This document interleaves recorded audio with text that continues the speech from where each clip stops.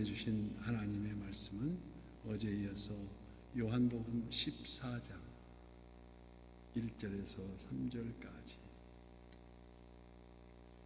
요한복음 14장 1절에서 3절까지 교독하고 마지막 절은 합독합니다. 너희는 마음에 근심하지 말라. 하나님을 믿으니 또 나를 믿으라. 내 아버지 집에 거할 곳이 많도다.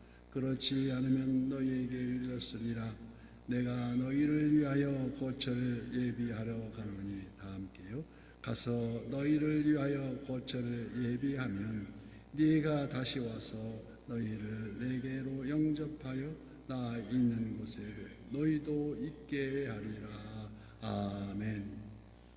오늘도 실시간 선한 유세의 기도의 향연 속에 새벽을 깨우는 우리 성도님들 모두 여호와 샬롬 지키시는 하나님의 평강과 풍성한 은혜를 축복합니다.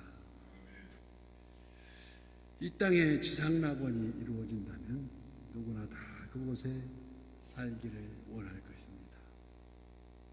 칼 막스의 공산주의 이론으로 1917년 소련의 레닌 혁명 이후 70년 동안이나 그 실천 운동을 그렇게 이루기 위해서 노력을 했지만, 시도해 보았지만 어이없는 실책으로 공약은커녕 국민들은 헐벗고 굶주리고 공산당의 실체였습니다. 그 이후에 고르바초프의 페스트로이카 개혁 정책이 일어났고, 그 철의 장막이 개방되고 자유 선거를 실시하는 등 오직 현재 최악의 상태인 북한만을 제외한 모든 공산 진영이 자유 경제 체제를 도입했습니다. 최근에 이르러서 1998년도에 우리나라 실시한 햇볕 정책이 많이 영향을 끼쳐서 지금은 아주 침체 상태에 있지만 많은 노벨 평화상을 낳게 하는 원동력이 되었던 것입니다. 오늘 본문에서 예수님께서는 가장 영광스러운 약속을 하십니다. 이 약속은 막연하고 희미한 약속이 아니었습니다. 확실하고 분명하게 이루어진다는 말씀이었습니다. 어떤 약속이었을까요? 이사야 65장 17절에서 보라, 내가 새 하늘과 새 땅을 창조하나니 이전 것은 기억되었구나 마음에 생각나지 아니할 것이라. 에스겔서 1장 28절에서는 그 사방 광채의 모양은 비오는 날 구름에 있는 무지개 같으니 이는 여호와의 영광의 형상의 모양이라. 또한 사도 요한이 계시록 21장에서 말한 그 성은 해나 달의 비침이 쓸데없으니 이는 하나님의 영광이 비치고 어린 양이 그 성전이심이라고 오늘 말씀하십니다. 오늘 본문은 지금 예수님께서 갈보리 십자가를 향해서 한 걸음 한 걸음 발길을 내딛기 몇 시간 전 최후의 만찬석 가룟 유다가 떠나간 나머지 11제자에 남아있는 그 11제자에게 말씀하신 마지막 고별설교라고 할 수 있습니다. 이 고별설교에 세 가지 약속을 하시는데 어떤 약속입니까? 첫 번째 약속, 근심하지 말라는 것입니다. 1절 말씀, 너희는 마음에 근심하지 말라. 하나님을 믿으니 또 나를 믿으라고 말씀하십니다. 당시 제자들은 심히 불안해하고 있었습니다. 예수님은 지금 어디론지 떠나신다고 하시고, 너희는 아직 내가 가는 곳에 올 수 없다 하시면서 또 베드로가 오늘 밤에 닭이 울기 전 3번이나 부인할 것이라고 말씀하시니, 그런데도 어찌 마음에 근심하지 말라고 하시나? 그 이유는 하나님을 믿으니 나를 믿으라는 말씀입니다. 어쩌면 모든 근심, 걱정 다 벗어날 수 있는 유일한 방법, 너희 염려를 다 주께 맡기라. 이는 그가 너희를 돌보심이라고 베드로전서 5장의 말씀입니다. 그러므로 오직 하나님의 뜻대로 하는 근심은 후회할 것이 없는 구원에 이르게 하는 회개를 이루는 것이요, 세상 근심은 오직 사망에 이르는 것이라고 말씀하십니다. 여기 하나님의 뜻대로 하는 근심이란 어떤 근심일까요? 어떻게 하면 죄를 짓지 않고 살 수 있을까 하는 근심, 또는 어떻게 하면 믿음 생활을 잘 할 수 있을까 하는 그 근심, 또 마지막으로 어떻게 하면 하나님의 일에 충성할 수 있고 이웃을 내 몸같이 사랑할 수 있을 것인지, 그 양선의 열매를 맺는 그 하나님의 영광을 돌릴 수 있는, 그리고 하나님 뜻대로 하는 신령한 근심이라고 말할 수 있겠습니다. 두 번째 약속이 있는데 오늘 본문의 말씀과 같이 천국 소망을 말씀하십니다. 드디어 천국 소망. 2절 말씀에 내 아버지 집에 거할 곳이 많도다. 그렇지 않으면 너희에게 일렀으리라. 내가 너희를 위하여 거처를 예비하러 가노니. 여기 내 아버지 집이란 히브리서 11장 16절 말씀에 그들이 이제는 더 나은 본향을 사모하니 곧 하늘에 있는 것이라. 이러므로 하나님이 그들의 하나님이라 일컬음 받으심을 부끄러워하지 아니하시고 그들을 위하여 한 성을 예비하셨느니라. 여기 또한 상징적인 표현이 나오는데 내 아버지 집은 어떤 집입니까? 하나님의 임재를 뜻하는 내 아버지의 집, 즉 성전, 지금은 우리의 교회를 총칭하고 있다고 할 수 있습니다.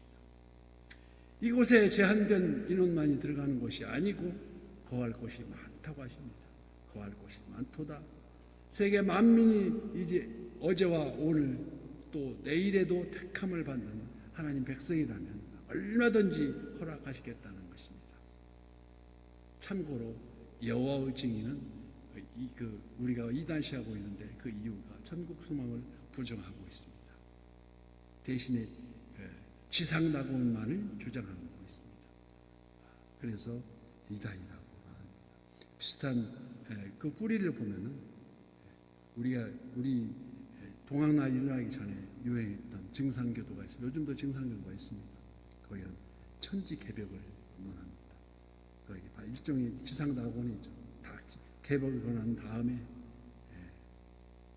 증상교도들만 일어날 수 있는 천지 개벽이 난다. 그래서 그걸 또 기초로 해서 우리나라 역사적인 사건이 동학난이 있습니다. 혁명 동학난이라고 하는데 그 동학난이 이걸 기초로 한 천지는 하늘과 땅과 인간은 동격이다 그런 말을 그 지상낙원을 뜻하는 말이었습니다. 물론 지상낙원을 지구 한 모퉁이에 건설할 수 있을지 모르지만 그러나 그게 잠깐이지 영원할 수가 없다는 것입니다. 천국은 영적 세계이며 죄와 사망이 없는 곳, 더 이상 고통이 없는 곳, 그래서 영생 복락 멸류관 확실히 받음을 우리가 미리 하든습니다. 그래서 천국 소망에 대한 확실한 믿음을 가질 때에만 어떤 고난이나 역경에 넘어지지도 않고 피할 바위가 되신 주님으로 하여금 일어선다는 것입니다. 그때서야 바로 피할 바위 되신 우리 주님이 옆에 계시다는 것입니다. 마지막 세 번째 약속, 그 초소를 예비하고 재림의 날을 약속하고 계십니다. 언제? 3절 말씀입니다. 가서 너희를 위하여 거처를 예비하면 내가 다시 와서 너희를 내게로 영접하여 나 있는 곳에 너희도 있게 하리라. 아멘. 그 처소를 예비하시고 다시 오시는 두 가지의 목적, 이런 데살로니가 후서 1장 6절에 너희로 환난을 받게 하는 자들에게는 환난으로 갚으시고 환난을 받는 너희에게는 우리와 함께 안식으로 갚으시는 것이 하나님의 공의이시니 주 예수께서 자기 능력의 천사들과 함께 하늘로부터 불꽃 가운데서 나타나실 때에 하나님을 모르는 자들과 우리 주 예수의 복음을 복종하지 않는 자들에게 형벌을 내리시리니, 바로 이는 심판을 말씀하고 있습니다. 우리 주님 다시 오실 때, 주로 재림하실 때 심판의 주로 오신다는 것입니다. 너희를 내게로 영접하여 나 있는 곳에 너희도 있게 하리라. 환난과 핍박 중에도 우리 성도는 신앙 지켰네. 이 신앙 생각할 때에 기쁨이 충만한 우리 매일매일의 새벽을 깨우는 우리가 되어야 할 줄 믿습니다. 이 믿음 지키는 성도들을 끝까지 지켜주심을 약속하고 계십니다. 구원의 확신, 예수 그리스도의 성육신이 바로 구원자가 예수 그리스도.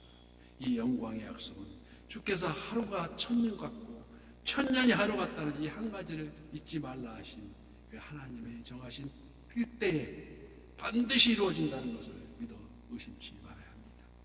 바로 이것이 구원의 확신이고, 그러므로 이 세상 어느 곳에 어느 때 그 죄 중에 가장 큰 죄는 예수를 믿지 않는 죄라 가장 큰 죄임을 깨달아야 되었어. 이것이 바로 예수를 믿지 않는 교만이라 할 수 있습니다. 로마서 8장 18절 말씀, 사도 바울은 생각하건대 형제의 고난을 장차 우리에게 나타날 영광과 비교할 수 없도다고 말씀하십니다. 이처럼 우리는 장래의 소망으로 인하여 모든 염려와 근심에서 자유할 수가 있습니다. 그리스도의 부활과 천국 소망, 만일 그리스도 안에서 우리가 바라는 것이 다만 이 세상의 삶뿐이라면 모든 사람 가운데 우리가 더욱 불쌍한 자라고 고린도전서 15장 19절 말씀입니다. 구원의 확신, 모든 근심을 버리고 오늘도 새벽을 깨우리로다. 그 믿음과 소망 가운데 승리하시는 저와 우리 선한 요새 모든 지체가 되시기를 예수님 이름으로 축복합니다.